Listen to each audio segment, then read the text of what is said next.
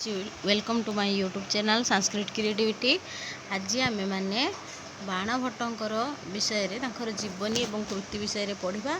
तेणु जो मैंने भिडियोटी देखुं से भिडियोटी लाइक करूँ, शेयर करूँ एवं चैनल को सब्सक्राइब करूँ।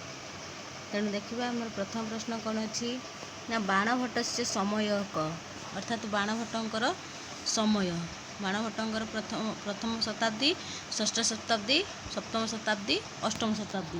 यार सठिक आंसर होची सप्तम शताब्दी। बाण भट्ट सप्तम शताब्दी कवि। बाण भट्ट से पिता कह वासुदेव, मित्रभानु, चित्रभानु, महादेव। यार सठिक आंसर होची चित्रभानु। बाण से निवास स्थान कुत्र आसी अर्थात बाण भट्ट केउठारे वास करुले मणिकूट, चित्रकूट, रामकूट, प्रीतिकूट। तार सठिक आंसर होची प्रीतिकूट। से प्रीतिकूट नामक नगर में वास करुले। बाण भट्ट से पुत्र कह बाण भट्टर पुत्र ना कौन थी पुलिंद भट्ट, भट्टी, भट्ट नारायण, महिम भट्ट। तार सठिक आंसर होची पुलिंद भट्ट। बाण भट्ट से भगिनिका बाण भट्टर भगिनी किए थी जाज्ञेश्वरी, मालती, सुभद्रा, मालिनी। तार सठिक आंसर होची मालती। मालती होती बाण भट्टर भगिनी अर्थात भौणी। बाण से पितामह कह बाणकर पितामह अर्थात जेजेबापा किए थे रत्नाकर, शक्तिभद्र, हेमचंद्र, अर्थवती। तार सठिक आंसर होची अर्थवती। बाण से माता का बाण भट्टर माता किए थे राजदेवी, सुभद्रा, ताक्षी ना सुकन्या। तार सठिक आंसर होची राजदेवी। राजदेवी होची आमर माता। बाण से गोत्र काश्यप, कौशिकी, बात्सायन ना ब्राह्मण। तार सठिक आंसर होची बात्सायन। बाणकर गोत्र होची बात्सायन। कादम्बरी केन विरचित कादम्बरी किए रचना करथिले भास, कालिदासस्य, बाणभट्टस्य, जयदेव। सठिक आंसर होची बाणभट्टस्य।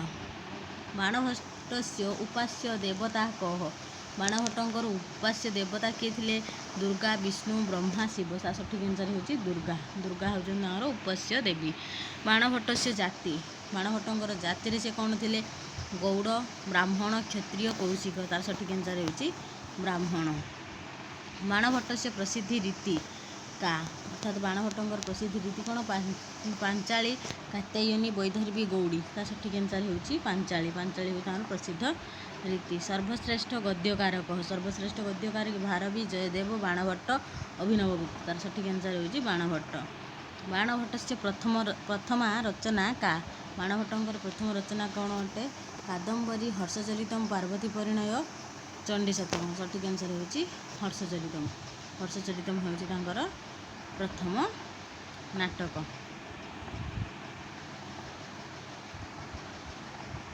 कादम्बरी एका डेस कादम्बरी कौन अटे रूपक, आख्यायिका, प्रकरण, कथा। तार सठिक आंसर होची कादम्बरी एक कथा काव्य।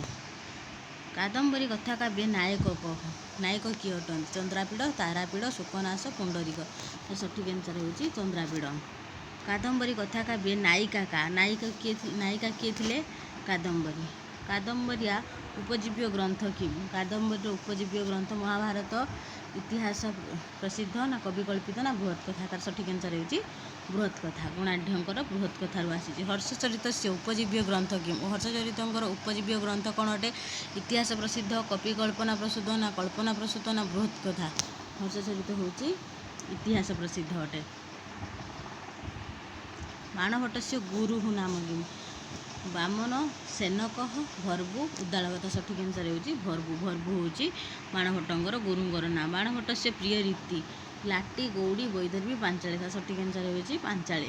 बाणभट्ट कियति गुणे प्रसिद्ध आसीति ओज प्रसाद माधुर्य प्रसाद माधुर्य प्रसाद ना ओज माधुर्य। सठिक आंसर ओज प्रसाद और माधुर्य। बाणभट्ट से प्रिय रस तांकर कौन अटे करुण, श्रृंगार ना वीर ना रौद्र। सठिक आंसर होची श्रृंगार। बाणभट्ट से आश्रयदाता राजा बाणभट्टर आश्रयदाता किए राजा थे विक्रमादित्य, लक्ष्मण सेन, यशवर्मा, हर्षवर्धन। सठिक आंसर होची हर्षवर्धन। कादम्बरिया प्रयुक्त रस कादम्बरी केउं रस ना श्रृंगार रस। कादम्बरिया प्रयुक्त गुण गुण कौन अटे तार माधुर्य गुण। चंद्रापीड़ से गुरु चंद्रापीड़ गुरु किए थे ना शुकनाश। हर्षचरितम केन विरचित भासेन, श्रीहर्षेण, बाणभट्टेन, कालिदासेन। सठिक आंसर होची बाणभट्टेन। ଚଣ୍ଡୀ ଶତକମ୍ କେନ ବିରଚିତ? ଚଣ୍ଡୀ ଶତକ କିଏ ଲେଖିଥିଲେ? ଭର୍ତ୍ତୃହରିଣାଂ, ବାଣଭଟ୍ଟେନ, କାଳିଦାସେନ, ଭବଭୂତିନା। ସଠିକ୍ ଆନ୍ସର୍ ହେଉଛି ବାଣଭଟ୍ଟେନ। ରଚୟିତା ଦୃଷ୍ଟ୍ୟା ପୃଥକ୍ ଗ୍ରନ୍ଥ ସୀମିତ। ପୃଥକ୍ ଗ୍ରନ୍ଥ କିଏ ଥିଲା ଆମର? ପ୍ରସନ୍ନ ରାଘବନ୍। ଏହା ହେଉଛି ଆଜିର ଆମର ବାଣଭଟ୍ଟଙ୍କ ବିଷୟରେ ପ୍ରଶ୍ନ। ଧନ୍ୟବାଦ।